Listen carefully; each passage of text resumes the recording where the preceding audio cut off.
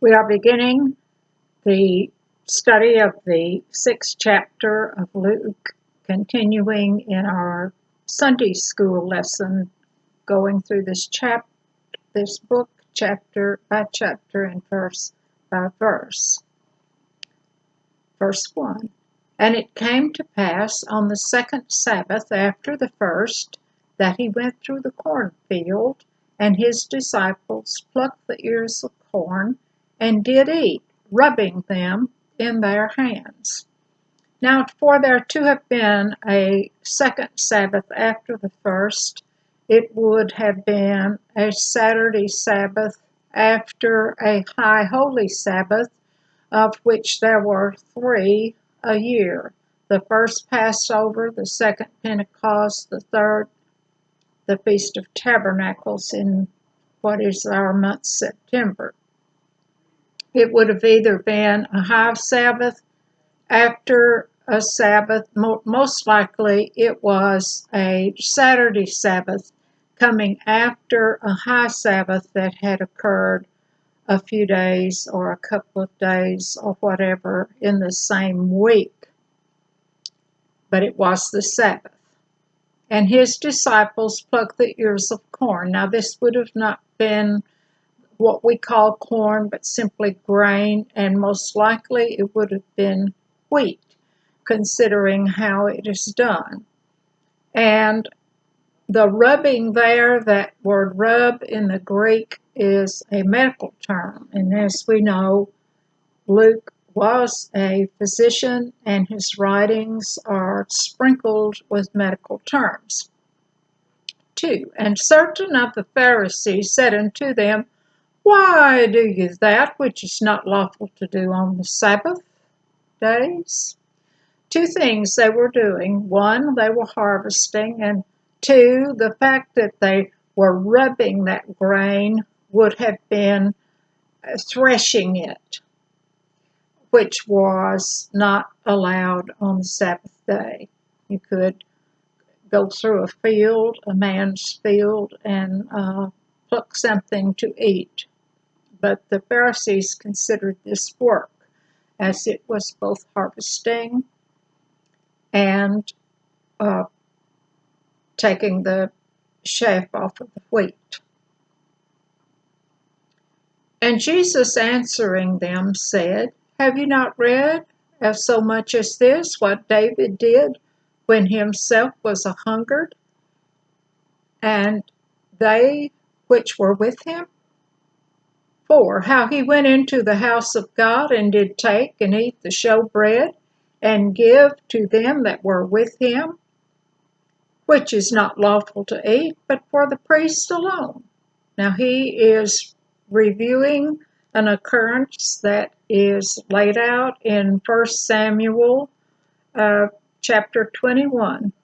And David was on the run, and he did go in, and the priest had nothing to feed him except the fresh loaves that had been set out and had been made holy and were truly for just the priest. But David did eat of them. So Jesus is actually saying to them, I am a priest. 5, and he said unto them that the Son of Man is Lord also of the Sabbath. He's, claimed to be the Messiah, and he has also said that he is over the Sabbath, that he is Lord of the Sabbath. And remember that Jesus became our Sabbath, and that word Sabbath is Sabbat, meaning rest. Jesus did indeed become our rest. We, as in the Old Testament, they had a day absolutely free of work, and that was the only rest they had. 6, and it came to pass also on another Sabbath that he entered into the synagogue and taught. And there was a man whose right hand was withered. The other accounts of this do not uh, say which hand. Again, I point to the fact that Luke was a medical doctor, and certainly a physician would have recorded which hand it was. 7. And the scribes and the Pharisees watched him whether he would heal on the Sabbath day, that they might find an accusation against him. Now, healing on the Sabbath day, any kind of a procedure, any kind of an action taking to help a person who needed some kind of physical attention would have had to be a matter of life and death. And quite obviously, here we have a man with a withered hand, and quite likely he was born with a withered hand, and he's not going to die if they wait until sundown to heal the withered hand. Now, the laws concerning anything that you might do for a remedy were quite tight and restrictive. For example, if a person happened to have sprained an ankle, he could not even pour cool water over that joint to give it some relief on the Sabbath day. 8. But he knew their thoughts. He was God incarnate, and he could read their minds and knew what they were thinking, even though they did not voice it. And said unto the man which had the withered hand, Rise up and stand forth in the midst. And he rose and stood forth. And Jesus is asking this man to get up right in the middle of the synagogue. 9. Then said Jesus unto them, I will ask you one thing. Is it lawful on the Sabbath days to do good or to do evil, to save life or to destroy it? In other words, anything that wasn't the performing of evil could be considered good and could be done on the Sabbath, according to Jesus. 10. And looking around about them all, he said unto the man, Stretch forward thy hand. And he did so, and his hand was restored, whole as the other. Now you would want to know why these Pharisees, having seen this miracle, having seen a withered hand that was useless, suddenly, instantly become totally restored and look exactly like the other one, why they would have taken the stance they did. Jesus was gaining popularity. He was drawing crowds they couldn't draw. His treasurer, Judas Iscariot, was holding the money bag, and it had plenty in it. And they were filled with madness. Now, this madness is a word that means so emotionally aroused and disturbed that they were actually foolish. They were insane with anger. 11. And they were consumed with madness, filled with madness, and communed one with another what they might do to Jesus. They are jealous and they are plotting. 12. And it came to pass in those days that he went out into a mountain to pray and continued all night in prayer to God, seeking counsel, asking advice, all night. And when it was day, he called unto him his disciples, and of them he chose 12. Out of those who were following, he picked 12. And he had asked the Father for discernment, for advice, and for the right choice as he made these selection of these 12 who would follow him. And he named them apostles. And an apostle is one who is sent forth, and certainly they were sent forth. 14. Simon, whom he also named Peter, meaning the rock. And the name for Peter is, there are two rocks. That's God is our rock, and then Peter the rock. And the rock referring to God is an immovable rock, and the rock that Peter is named is a movable rock. And Andrew his brother, and James and John, Philip and Bartholomew, Matthew and Thomas, James the son of Alphaeus, and Simon called Zelotes, and Judas, the brother of James, and Judas Iscariot, which also was the traitor. Iscariot gave a place rather than a name, a place for Judas to have been born and raised, and it would have been in Judea. All of these others were Galilean, except for Judas, who was a Judean. 17. And he came down with them and stood in the plain. Now this is likely he came down from the high mountain and stood on a plateau. And the company of his disciples and a great multitude of people out of all Judea and Jerusalem and from around the seacoast of Tyre and Sidon, which came to hear him and be healed of their diseases.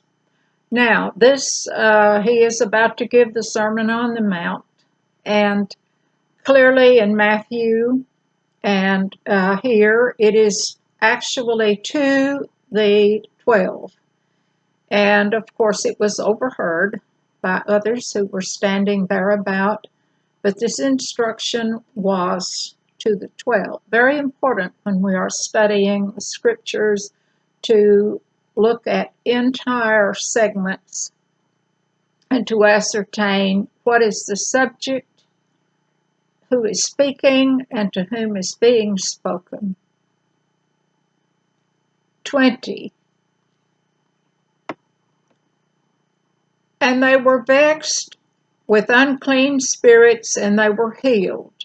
And the whole multitude sought to touch him, for there went virtue or power out of him, and he healed them all. He healed all those persons in that multitude who were needful.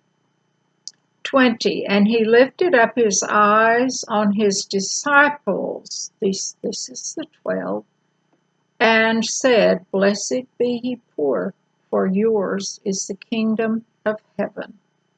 And the poor are those who are humble, who are poor in spirit, and who know they're poor in spirit, and who ask for God's help, and indeed obtain the kingdom of God through forgiveness and through becoming rich in spirit. Blessed are ye that hunger now, for ye shall be filled.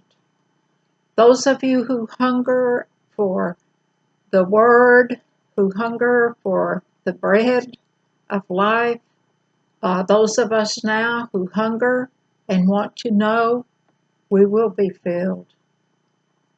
Blessed are ye that weep now, for ye shall laugh.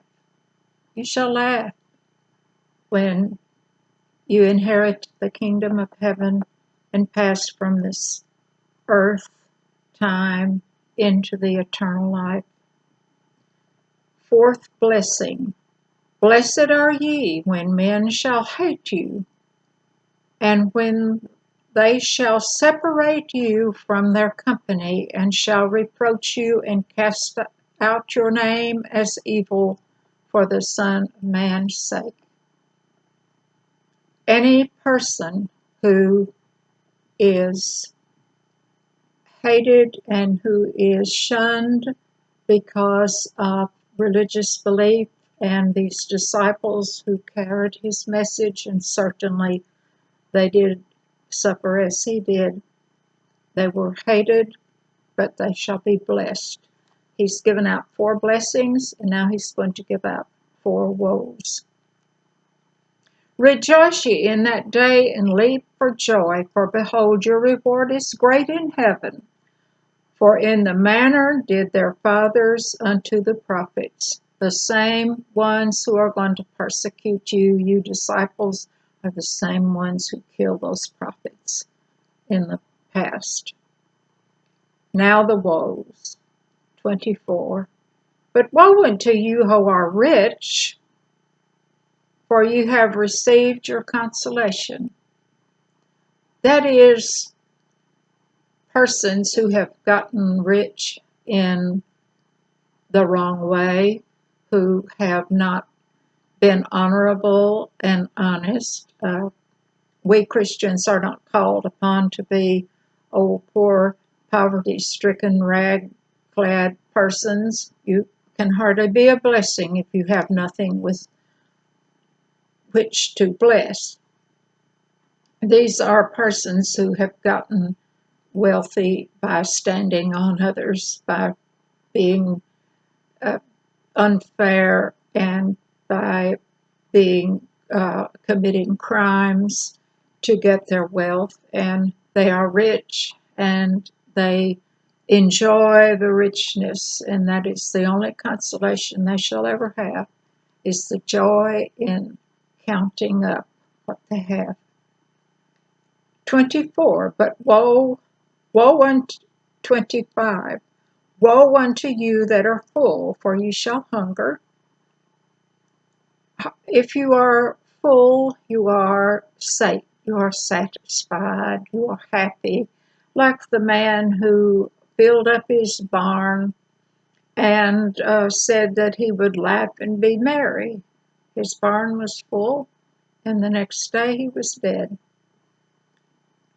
He indeed hungered when he got to the wrong side of the gulf and realized what he had missed.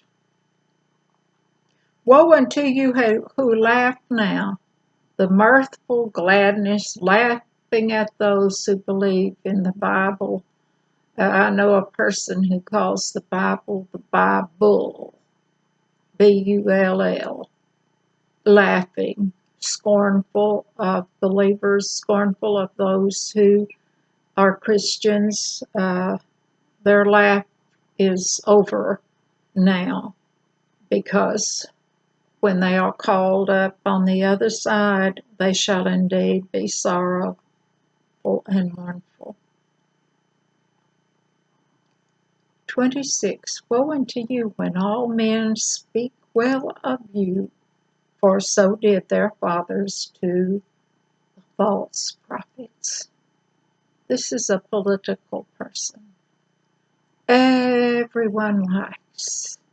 No one says a word evil or bad.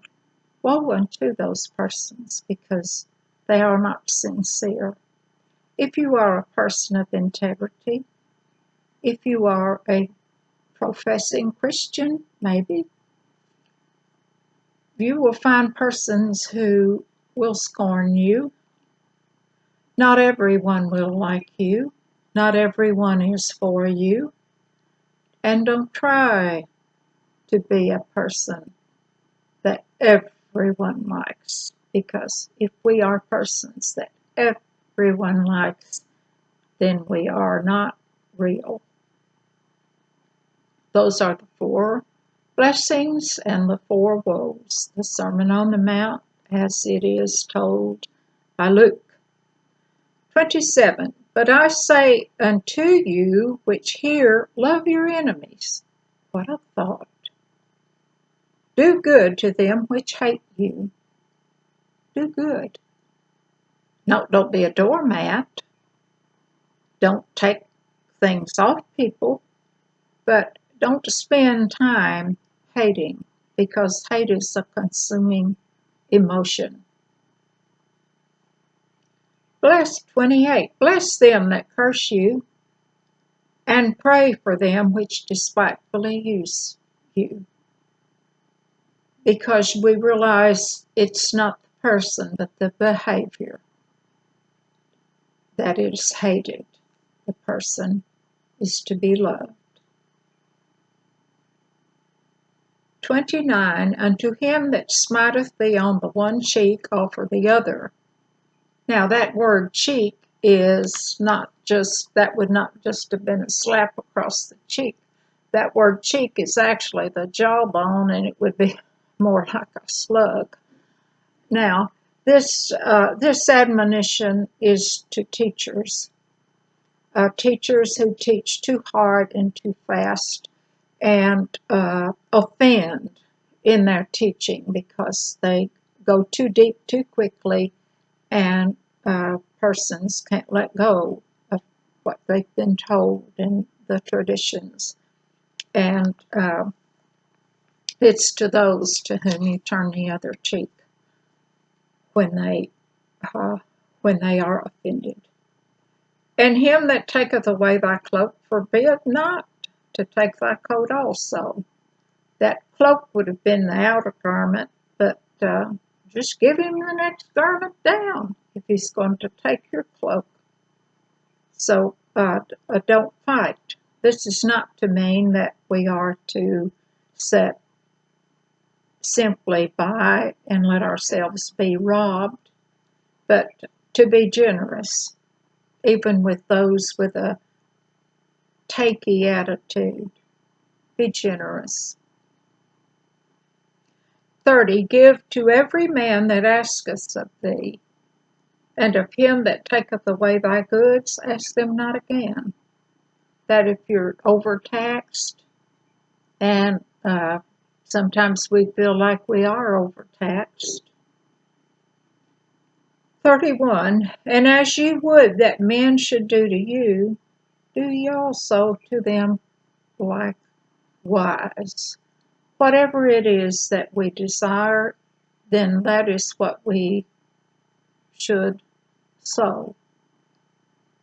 If we want laughter, if we want joy, we can't have a frown on our face all day long. If we want love, we can't put out hate. If we want joy, we can't put out sorrow. We tend to get what we give. We get what we give, whatever it is. For if you love them which love you, what thank have you? For sinners also love those that love them. It's the separation of those who can love those who don't love them. 33. And if you do good to them which do good to you, what thank have you? For sinners also do the same. This is a very high standard that Jesus is setting for us. 34. And if you lend to them of whom you hope to receive, what thank have you? For sinners also lend to sinners to receive as much again. If you lend, be willing to not ask for it to be returned. 35. But love your enemies and do good and lend, hoping for nothing again, and your reward shall be great. And ye shall be the children of the highest, for he is kind unto the unthankful and to the evil. God is good, and God is kind, even to those who are evil and who refuse to serve him. 36. Be ye therefore merciful, as your Father also is merciful. Be compassionate. 37. Judge not, and ye shall not be judged. Condemn not, and ye shall not be condemned. Forgive, and ye shall be forgiven. And that's a big one. We cannot hold on to unforgiveness because it causes ourselves not to be forgiven. We can only be forgiven as much as we are willing to forgive. Give, and it shall be given unto you, good measure, pressed down and shaken together and running over. Shall men give into your bosom? For with the same measure that you mete withal, it shall be measured to you again. In that region of the world, when grain was sold, it was put into a basket, it was pressed down, and was filled to the point that it was falling over the edges. And that word bosom, shall men give into your bosom? Clothes, robes had a great deal of room in the front of them and tied around the middle, and that room in the front of those robes made a storage place for items that one might need to carry or purchase in the market. That room served the equivalent of pockets in today's world, or in for women, a purse. It was a place to carry things. And that verse ended with the measure you use, the measure we use to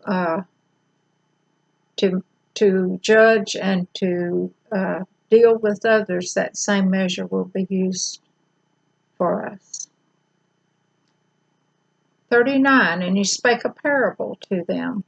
Can the blind lead the blind? Shall they not both fall into the ditch? 40, the disciple is not above his master, but everyone that is perfect or mature shall be as his master. Equality. 41, and why beholdest thou the mote that is in thy brother's eye? A mote would have been like a speck, piece of sawdust, something wrong with the brother. But perceivest not the beam that is in thine own eye, or a great big log. It's very easy for us to look at others and to see their faults and to not be self-critical. Our criticism, he is saying, needs to start with ourselves. 42, either how canst thou say to thy brother, Brother, let me pull out the mote that is in thine eye, when thou thyself beholdest not the beam that is in thine own? Thou hypocrite, cast out first the beam out of thine own eye, and then thou shalt see clearly to pull out the mote that is in thy brother's eye. Fault finding. 43. For a good tree bringeth forth not forth corrupt fruit, neither doth a corrupt tree bring forth good fruit. A good tree will bear good fruit. A corrupt tree will not bear good fruit. For every tree is known by his own fruit. For of thorns men do not gather figs, nor of a bramble bush gather they grapes. And in that part where trees are used symbolically, God is a great fir tree. Satan is a bramble bush, a thorn bush. 45. A good man out of the good treasure of his heart bringeth forth that which is good, and an evil man out of the evil treasure of his heart bringeth forth that which is evil. For the abundance of the heart the mouth speaketh. What is in our hearts will come out our mouths. It will spew forth. 46. And why call you me Lord, Lord, and do not the things which I say? In other words, why are you running to church and sitting on the front pew and singing in the choir and standing up and sitting down and doing all the things and saying, Lord, Lord, not following what it said. 47. Whosoever cometh to me and heareth my sayings, and doeth them, I will show you to whom he is like. He is like a man which built a house, and digged deep, and laid the foundation on a rock. And when the flood arose, the stream beat vehemently upon that house, and could not shake it, for it was founded upon a rock. In that part of the world, the hillsides were very thinly forested with short, scrubby trees and could not hold water. Water ran down off those hills, and houses that were not solidly built did not stand. They were washed out. 49. But he that heareth and doeth not is like a man that without a foundation built a house upon the earth, against which the stream did beat vehemently, and immediately it fell, and the ruin of the house was great. Going through the motions, being a pew potato, hearing all that we can hear, reading all that we can read, and not doing it, we are like the man who built his house upon the sand, and it will surely wash away. Chapter 6, the Great Book of Luke. Thank you.